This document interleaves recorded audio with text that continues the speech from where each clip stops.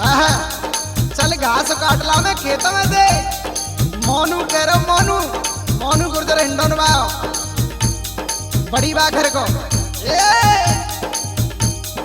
आजा चोरी घास काट भी बाजरे के खेत में आजा चोरी घास काट भी बाजरे के खेत में आजा चोरी घास काट भी बाजरे के खेत में आजा चोरी घास काट भी बाजरे के खेत में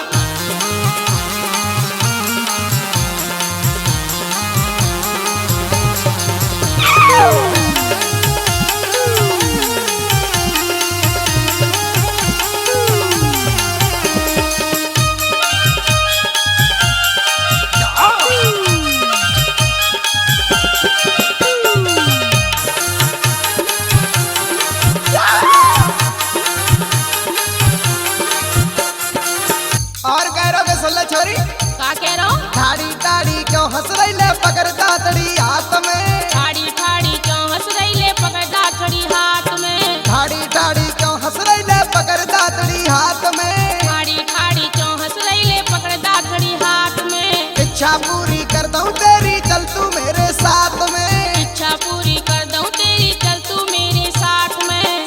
हाय दैया हाय दैया तुझ पे मर जाऊं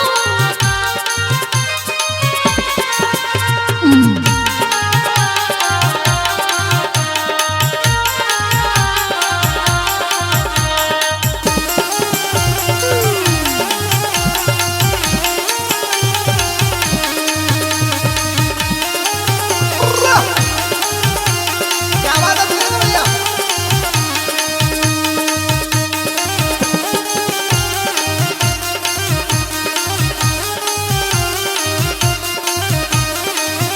और कह रहा भगवान का दल सुन ले कह दी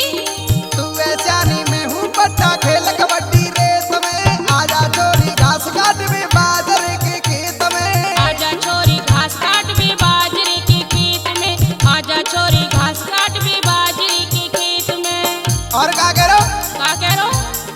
चट चिकनी है रही तू तो जानी चढ़ रही जोर की चट चिकनी है रही तू तो जानी चढ़ रही जोर की चट चिकनी है रही तू तो जानी चढ़ रही जोर की चट चिकनी है रही तू तो जानी चढ़ रही जोर की चुम्मा चुम्मी है गई जम के कमी रह गई बोर की चुम्मा चम्मी हो गई जम के कमी रह गई बोर की